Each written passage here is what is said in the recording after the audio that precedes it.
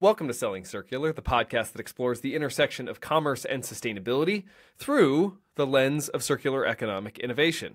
Today, we explore Green Gooding, a community-driven platform rental system that is revolutionizing how urban dwellers can access and use household items. I'm Gar Punnett, CEO of LoopLayer. And I'm Sabira Lakhani, VP of Product at Reaply.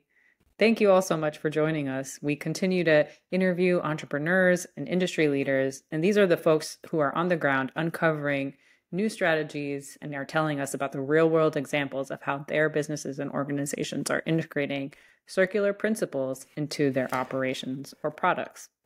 So, new listeners, please make sure to hit subscribe. We've had some numbers increase, but we'd love more subscribers as it's the easiest way to support our growing circular economy movement. So please reach out to us on LinkedIn or visit our new website at sellingcircular.com and tell your friends and colleagues if they're interested in circular economy. We would love for them to ask us questions or be a part of our community. But the first thing to do is just share about the podcast. So we would love to have more people talking about this topic. So this week, you might have got some new things you might be renting. Is that right? Kind of. Maybe not. Kind of. We are moving this week. Yes. And because we're moving this apartment complex that we're in, they asked us to clean the carpet that we have in the apartment. We don't have a lot. Check. It's just a loft area and a stairwell. But they're requiring us to get a receipt that it has been professionally cleaned. I thought when they said clean the carpet, like I could do it myself and just, rent a steamer. I don't mind. I don't mind going beyond the vacuum and steaming. Totally. And I would have gone to a Home Depot to rent a carpet cleaner and do it myself. I think it would be a little bit of a hustle to do it, but I would have done it. But now I have to rent the product and the service from a small business, which I appreciate supporting the small business, but I also feel like the control was taken from me. You could to actually rent something. You could have rented something and then sort of made sure that appliance got more use and that you learned how to use it. Yeah. That I learned how to use it. That's so true. I haven't ever really steamed a carpet before myself, so I want to know.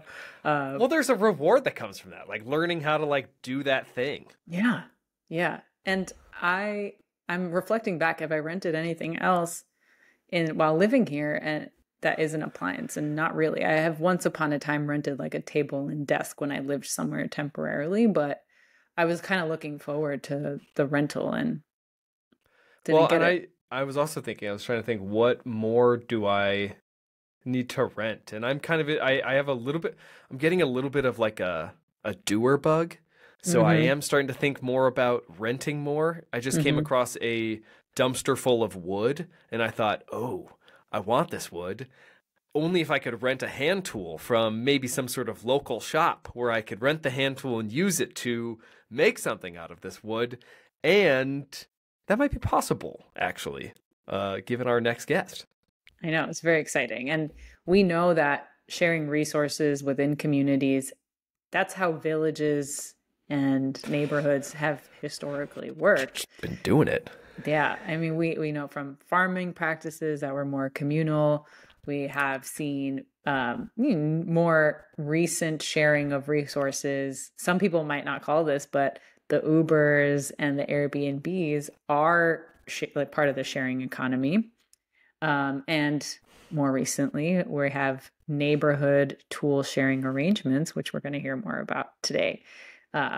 So we've seen all of this kind of change, especially actually in Northern Europe. And there's a lot of like cooperatives. I've even seen this in the US. There's a push towards building physical communities that are based on neighborhood vibes. So okay, that might be calling our name at some point. We'll have to go either check that out or move in. It's kind of my dream situation. Yeah, but it's good to see these because I feel like we grew up in this more urban individual scenario where a lot of those sharing systems broke down. I actually can't remember a time where I've asked my neighbor to borrow anything, at least in my adulthood. I'm sure my parents have. And that's come with the rise of consumerism, the rise of Amazon, being able to have things delivered to your doorstep within 2 days. And also there's like a lot of pride in ownership and being able to talk about what you've purchased and what it means for your lives. And all of that ends up meaning that people are connecting less to their neighbors and are connecting more to convenience. And that has led to kind of a decline in sharing. So as we're seeing this kind of interest grow in the sharing economies and technology to support it, that kind of blends that individualism with sharing, we're seeing success in that, and that applies and allocates towards this extension of product lifespans and getting maximized use from the things around us. So I'm excited to hear more from our guest today. We definitely push the boundary of trying to understand our relationship with ownership. And that's almost what we're consistently trying to do in circular economy is what do you own and why in its existence?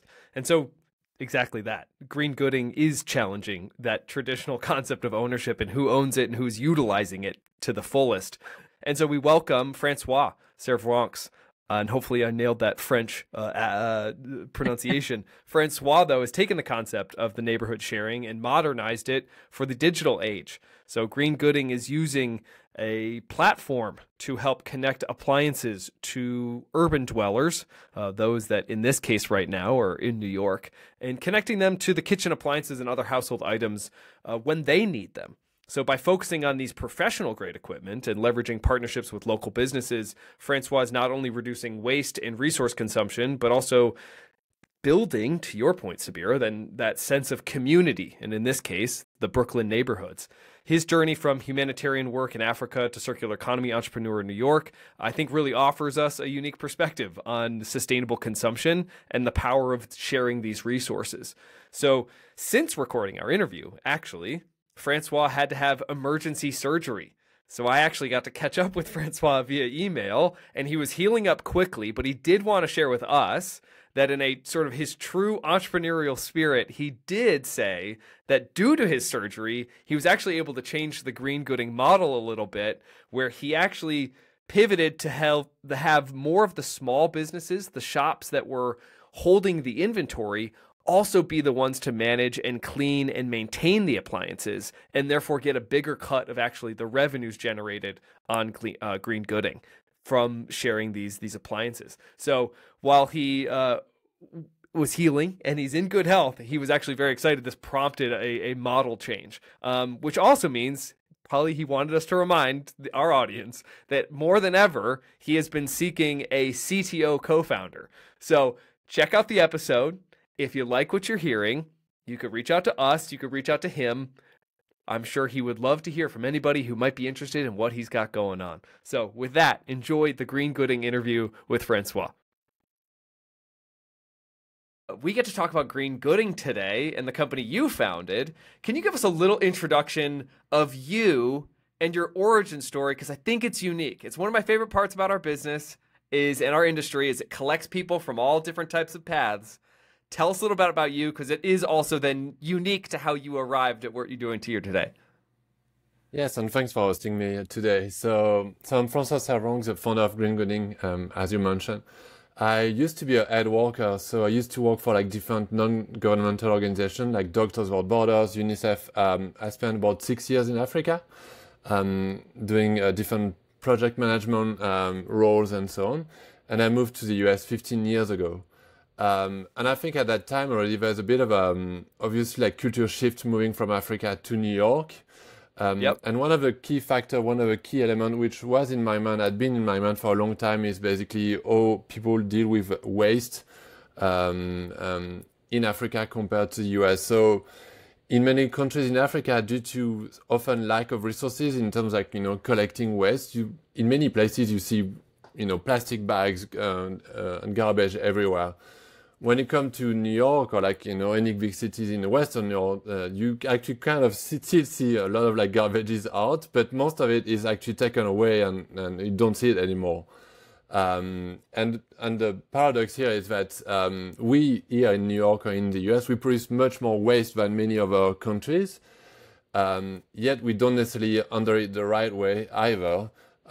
We all know the stats. I think, there are many different numbers, but we assume, I think we believe that about 90% of resources we extract end up in landfill. So only a tiny percentage is recycled. And I wanted to come up with one solution among many others, basically. And so that solution with green gooding, when did that spark happen? When did that, because there's always that moment where you're like, I think I could do something about this. And I would love to know a little bit about that moment, because so many, I think, in our industry, maybe they don't think that moment's important, but that moment happens for so many, but just fewer take advantage of that moment. And it's a good chance to say, oh, I can either work at a company that's doing this, or I can go found a company that's doing this. What about that moment was so unique for you? I think for me, it was really like walking the streets of New York and seeing basically all the different, appliances people would put on the curb. We all live in tiny spaces here. So when you get something new, you need to get rid of something else, basically. Yes. And I was thinking, clearly there's a different way to be consumers, basically. Maybe we didn't need this thing in the first place, basically. Maybe we could just get it when we need it only. And that's how I came up with the idea of starting appliance rental system to be able to have it only when you need it, essentially.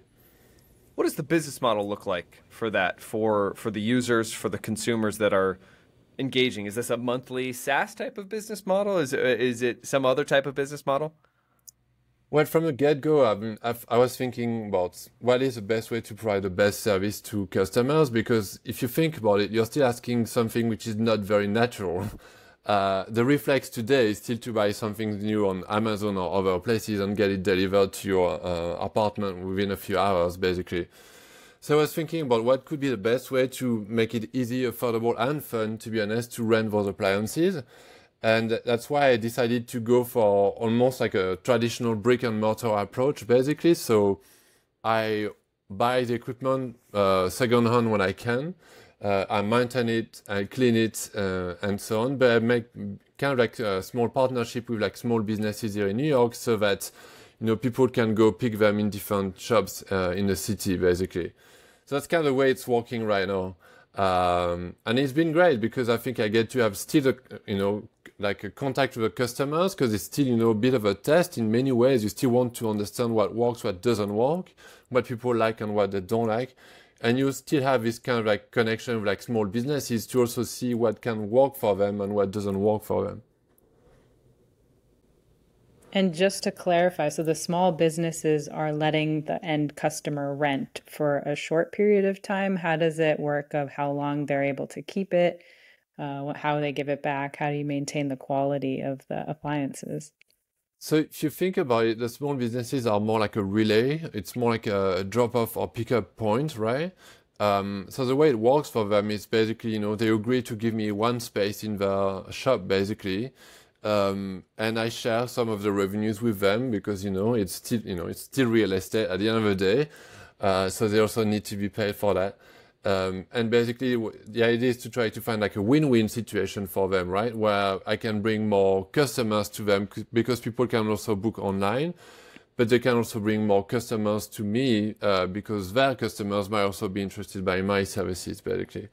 But in terms of the whole connection and relation with the customers, it's actually me handling it. So meaning all the various email communication or sometimes SMS communication comes from me.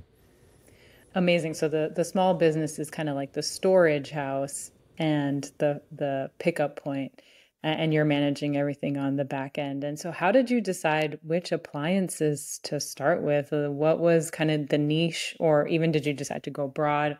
How did you get jump started? I think when I started, one advice I got from a lot of people is don't go too wide, pick something, try and make it better. So I started really from what I was witnessing in my kitchen, the big things which were taking counter space. So I was thinking about blinder kind of appliances, or like things you only use during one time of the year, like ice cream maker. So initially I really started with this, more like the cooking type of appliances. Also, connecting this to a bit like to a way of life, if you want, if you want to cook something. I like that you're already starting to talk about like this almost spectrum of frequency of use. Like on either end of like too frequent or not frequent enough, there's some middle ground there. And that's really interesting. Exactly. And so to your point, and to build on that, I think, a big part was trying to find the right formula in terms of like, how often do you need it? Is it worth for you owning it? Because if it's something you need to use every day, there's no point renting it, right? You should just buy it straight away. And started thinking more about this. And to be honest, just trying it out, adding more things to the inventory and seeing how people responded to. Also listening to what people were asking for, because many people are like not shy or like, oh, why don't you rent this? So I added it to my inventory. And some of it was also pure luck, to be honest. I think, I had things at home I could put for rent, and I tried it. And the best performer, to be honest, was exactly that, pure luck. This is a carpet cleaner. So thinking about, it's not something you're going to use every day. You're only going to use it once or twice a year. You're never going to be proud of like owning a carpet cleaner, So basically this is kind of like that, or that as those things can also be kind of bulky, and you're not going to showcase it in the corner of your apartment and be like, this is my carpet cleaner. Look at it, admire it for how many times my puppy spills this or whatever on whatever it is. Exactly. And I think a big part of it, to be honest, I think is linked to what you're also already used to, right? Because it's not like as consumers, we never rent anything, right? But we're used to rent certain types of products or things, You could rent a car. We've been renting cars for like decades now. Actually, the carpet cleaner is one of these examples. I think you still have in many places, you still can rent carpet cleaners, not maybe with the same kind of level of services I provide or proximity, but it's something people are used to do, or skis and so on. So I think many of what I'm trying to do is also use some of these products as like entry points into basically a different way of like using appliances. So promoting more usage versus ownership in many ways. What do you think is harder in terms of education? Educating a consumer on the benefit of this reuse model and this circular approach, or educating the consumer on just the existence that you're in their neighborhood? How do you trade that off? I think it started with the first one, to be honest. I think it's really about visibility, first of all. And also see it with your own eyes, basically. Because I think, if you explain it, people understand, but when you see it, you get it straight away. So that's the first thing. And I think it takes also time between the time you see it for the first time and the time you're going to use it, specifically, precisely for what we just discussed, which is, it's not something you're going to do like very often. So you need to see it, you need to understand it, and then probably after a few weeks, after a few months, you're going to do it. And from there, I think once you've put like kind of like, you've tried it, and hopefully you liked it, you're more likely to do it for other products, basically. Well, I love how that dovetails with the retail model, because then you're not paying for maybe that marketing, or maybe you are still to some degree probably paying for some marketing, but at least you're getting the passive exposure to people that come into whatever brick and mortar, and they see it. They may not know it. They may not even want it yet, but they see it and they recognize it. And then there's going to be that spark for them where they go, oh, this is helpful. Totally. I mean, you do have to do some marketing as well, because I think, just exposure in a few locations might not be enough. Actually, we're building like a strong social media presence as well. But I think the big challenge is moving from people being excited about it or loving the concept, because I'm yet to meet someone who doesn't like the concept, I'll put it this way. But then to turn these people into customers and people who actually practice, the circular economy, it takes time. Yeah, and if you think about kind of the real world and books and libraries, that habit is already there of going to the library, but the library lost a ton of consumers when Amazon became a provider. So I guess I'm curious, are people like for turning things on time? Like, do you see that this is all rooted in these things are public goods, right? The same thing with the library is if I show up back with a tattered book, the next person's not going to be able to read it. So are you seeing people treat things with care and return them on a timely manner? What's the human behavior after they actually use the product?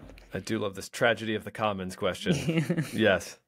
I'm glad you asked, because actually, to be honest, when I started, I was already thinking that, it would be an issue, really. I mean, that people would bring things, dirty, broken, late. I even started thinking about a system of like deposit, like same way you do when you rent other things. And so far, I've been very lucky, I think, I'll put it this way. I think, it's extremely rare that someone brings something late.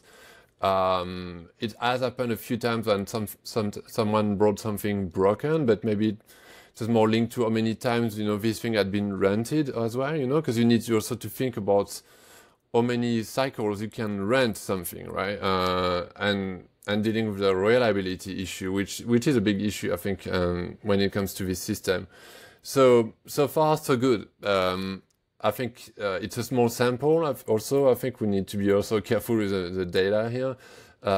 It's about 550 customers in one neighborhood right now in Brooklyn. But so far, so good. I think it's partially due that I think, it's the early adopters here, I think also, and people who are probably quite a bit into sustainability and might have, better behaviors, I'll put it this way, than others. It is something to be expected, I think, in the future, but so far pretty good.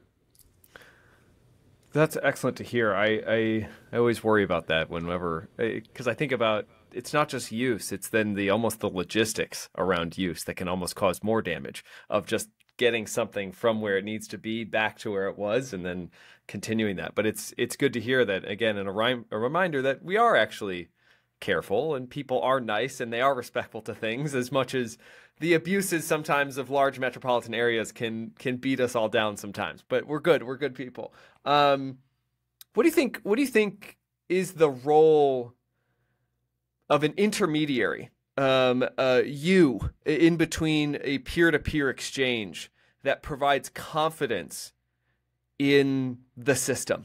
Because I think we've seen sharing models between two people, maybe in an apartment building or across a neighborhood, but there does seem to be something about an intermediary that provides maybe some risk assurance or some faith in the system working. Do you think that plays into this?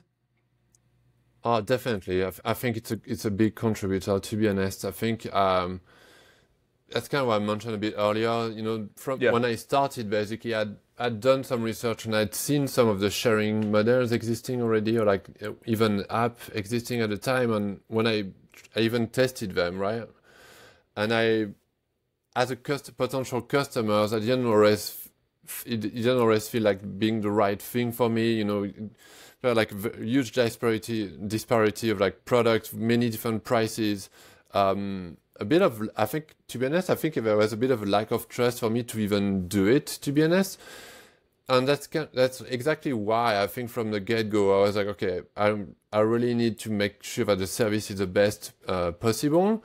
Because on top of that, starting this from scratch, really, I knew that my first customers would be the ones spreading the word about this, and I need to have like a stellar reputation from the get-go, and that also explains why I've not had so many issues as well, with my customers, because I think we've built this kind of trust relationship here.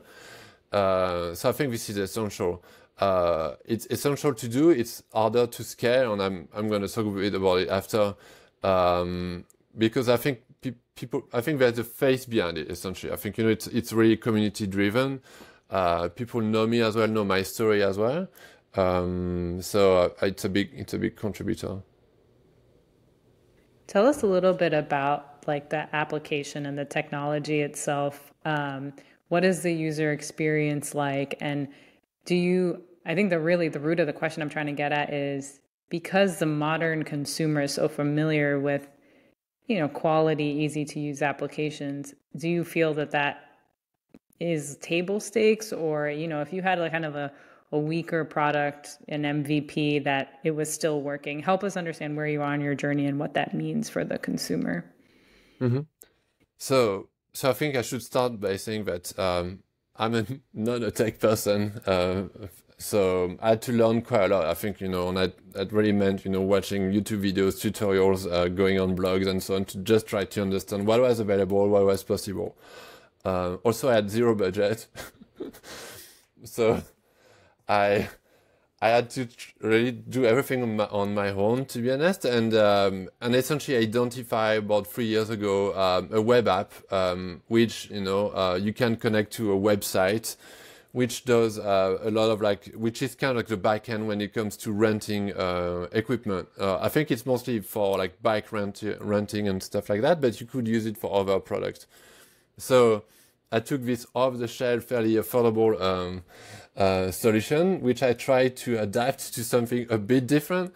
And I think that was a big part of the second objective, I think, when I started this. I think the first one was really to measure the demand, I think, because people love this idea, but the next question was always like, but what proves us that people are going to pay for this, you know? So, and there was no data. I mean, I did try to do some research and marketing research. There's no data on like how many people are, what's the market for this, right? So I was like, okay, there's no data, no problem. I'm going to try it and then show it.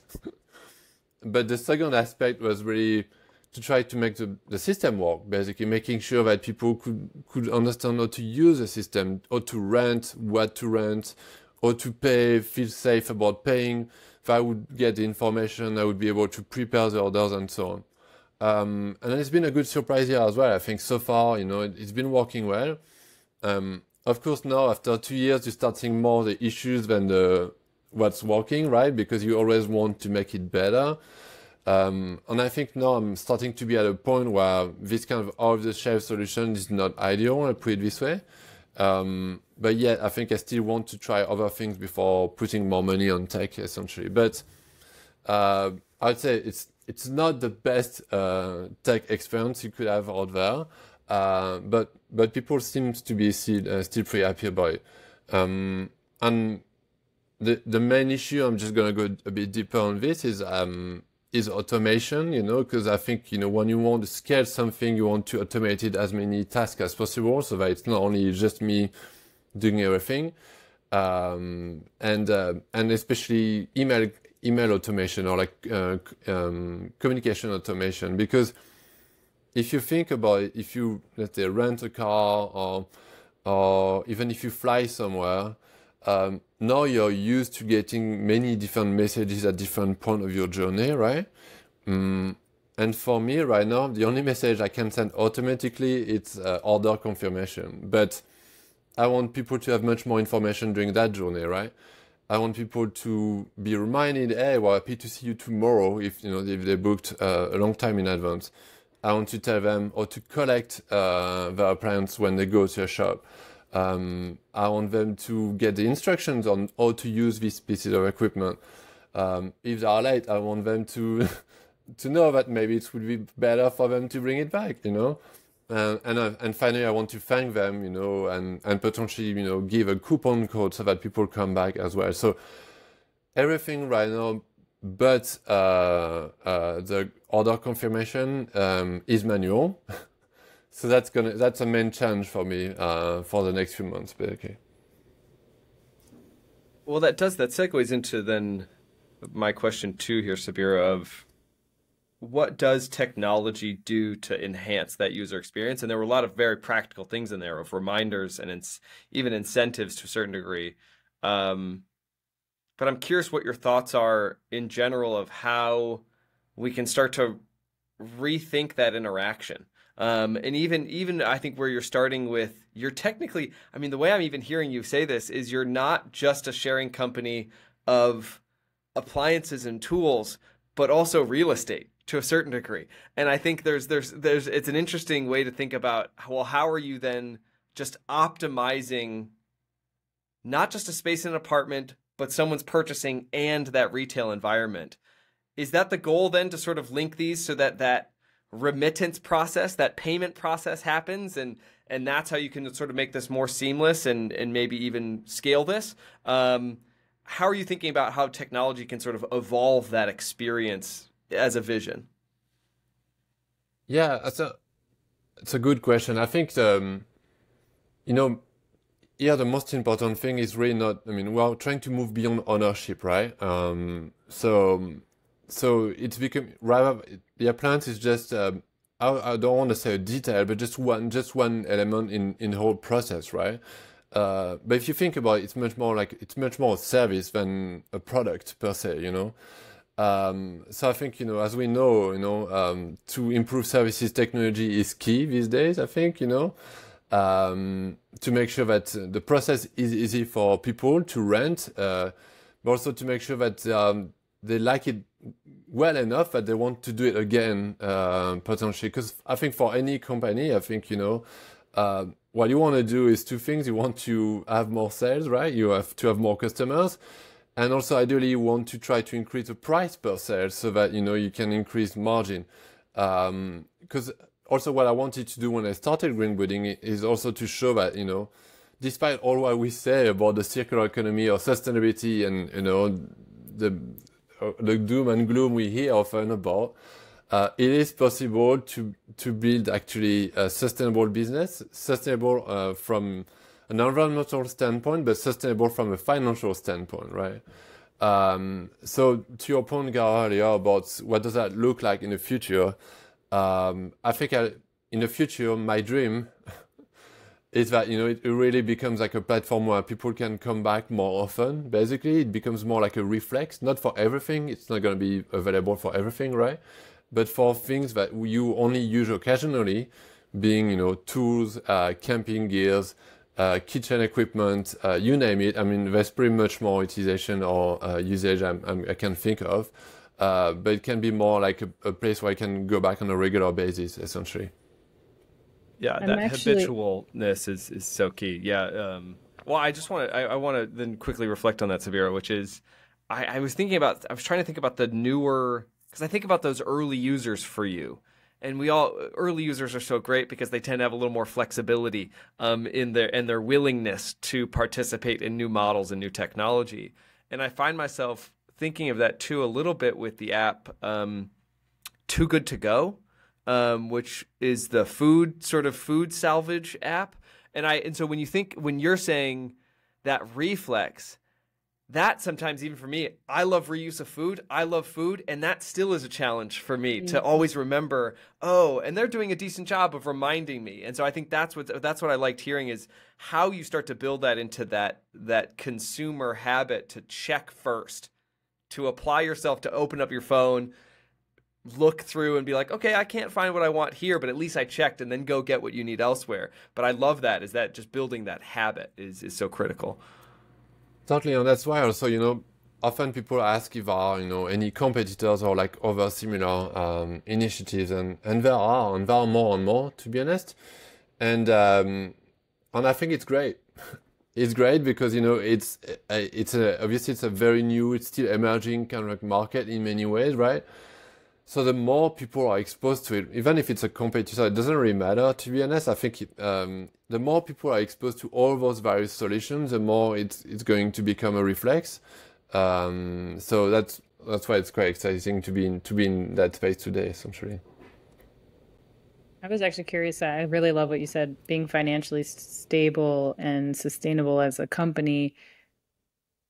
Did you then, and have you started to choose appliances where the economics make sense for you? Because I'm thinking back to, I've rented camping gear before too, but I did it in India where the labor cost is much lower for delivery. And I'm assuming storage is also much lower. So then I was thinking maybe your carpet cleaner is a good example, because maybe that's like $1,000 item around there. And that's another reason why the blender might not work, because the economics of the price of that item versus the cost of shuttling it back and forth.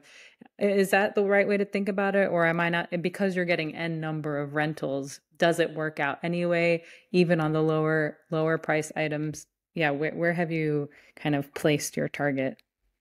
Yeah, I think it's I think it's a bit similar to what's happening in the repair space, right? Which is, there's a certain threshold, basically a price. If I heard when I was doing more research on like repairs that once it passed, it passed 1/3 of the price new of any appliance or pieces of equipment you have. Once the cost of repair is beyond 1/3 of the price new, people are just not going to repair it, right?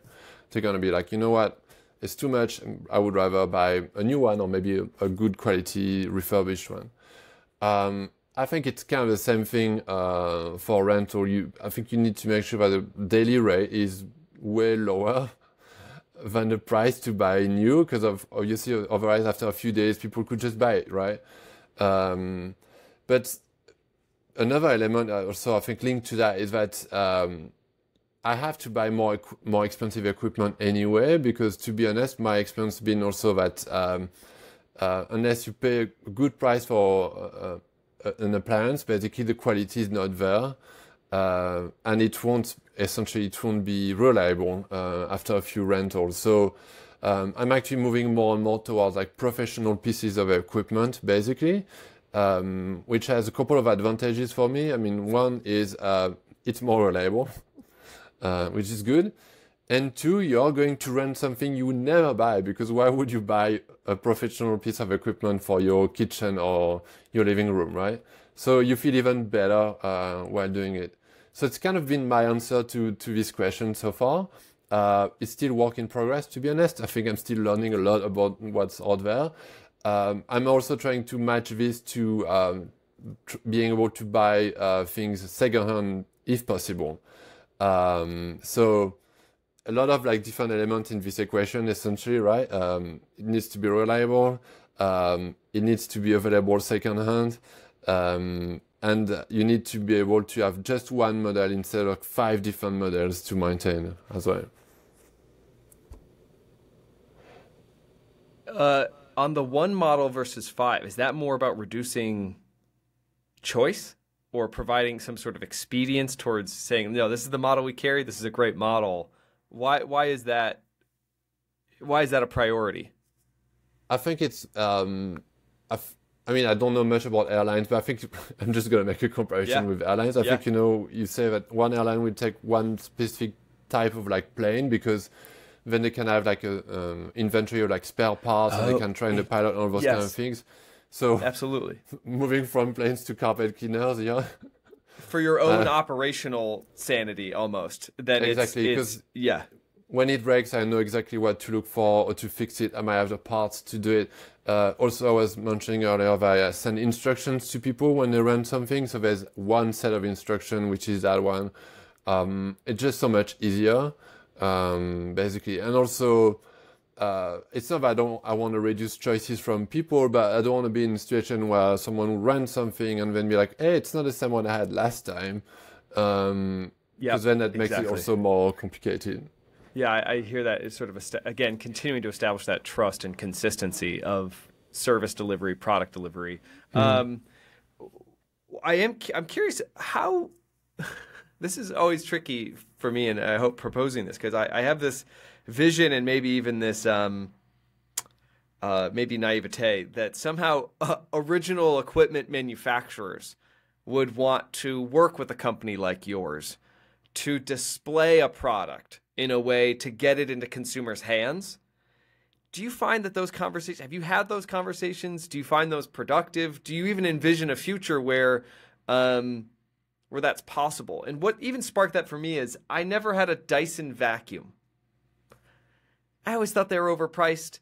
I didn't really get the design thing until I was given one as a gift. And then I was like, this thing's amazing. I would have bought this thing 5 years ago if I had known about this. Is there a change of perception and reality that you can provide equipment manufacturers?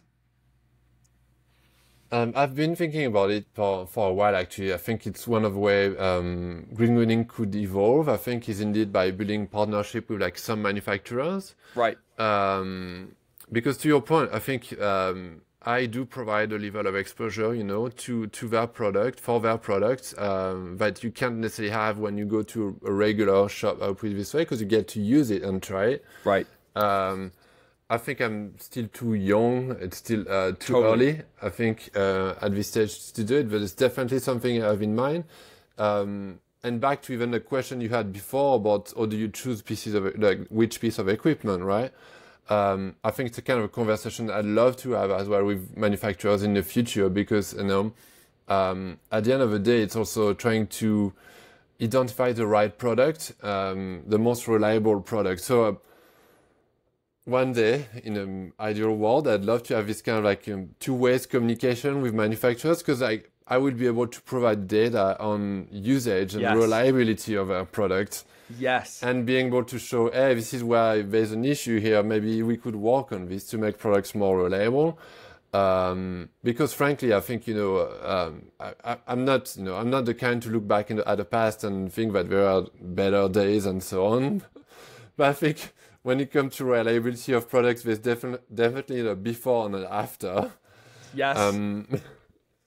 And I understand totally why, it was much easier and the margin were higher. A pre and post obsolescence. Yes. Yes, exactly. But if we want to go back to a more circular economy, I think we're going to have to tackle that problem. Basically, we're going to have to make sure that the products we produce in the future are built to last, essentially.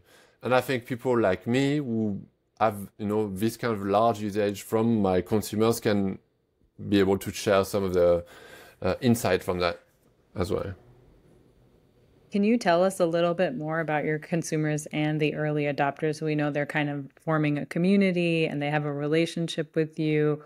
What are they excited about renting? Like, what have been kind of the trends? What were some of the things that they're asking for? How often have they been coming back? Just so we get a sense of, I'm trying to think of, okay, now you're in Brooklyn, and if you were to bring this to Manhattan, what would happen? Would it be the same? And just, the Brooklyn early adopter is probably the right place to start. Can I tack on one in there too? I'm curious, how did you even reach them? Like, how did you even start to target them and get them involved? So I'm going to answer that question first then. Right now, the main way I reach my customers is actually through the different shops where the green building appliances are available, I think, I think a large proportion of these customers are customers to this shop, essentially. So they go to these dailies, to these cleaners and different locations here in Brooklyn, and they see it, and then one day they do it, essentially. I think the second wave of customers is people who've been told by these customers, to be honest. I've heard many people tell me, oh, my friend rented this. This is such a great idea. I wanted to do it. So I think right now it's a very slow domino game. I put it this way. I think we've done quite a bit on social media, but I think on social media it's been more, how could I say, like making people excited about it, or liking, to and so on, and we put out there, but not necessarily translating into sales, basically. I think to your point, to your question, Sabira, about how I'm going to reach other customers, I think by making the service even better, because now, if you think about it, my customers are very, very committed, in the sense that the typical case, user case is someone rents a carpet cleaner for 24 hours. That's basically 60% of the rentals. But that means that basically within 24 hours, this person is going to go to that shop to pick this carpet cleaner, bring it back home, use it, and then bring it back. That's a lot, but I know that the majority of people are not going to do this in New York City or anywhere else, basically. We are busy with tons of other things to do. That's just too much to do within 24 hours. Mm-hmm. So this is why I'm also trying to think about other ways to improve the customer experience, basically. And the latest thing I've started putting in place, and it's more like in a beta mode right now, I put it this way, is a weekend delivery service. Because to your point, Sarah, what I know right now is that most of my customers rent these appliances on a weekend, which makes 100% sense, right? This is when you have time to cook or to invite friends or to clean, basically. So I know they rent this stuff on the weekend. I know the type of appliances they rent. So now I'm going to bring it to their place on the weekend. So I've been working actually on a delivery service, weekend delivery service, to bring these appliances to people's place on a Friday afternoon and to pick them back again on a Monday evening.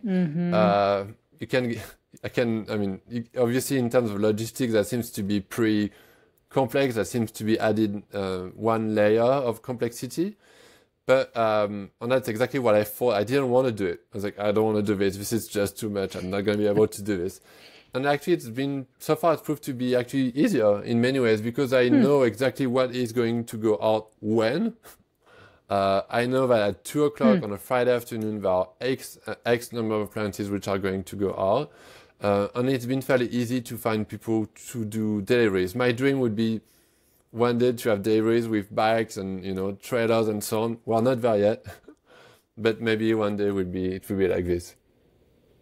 That's amazing. I really like the predictability of that. And I almost wonder if primarily become like a weekend business or like in emergencies business, right? Because people might just need XYZ in case something really goes wrong. And like your weekday business could be even more expensive, right? The 24-hour situation is probably you're in a tight spot and you don't want to go buy that item. And yeah, I'm just thinking of myself and what I might need a carpet cleaner for.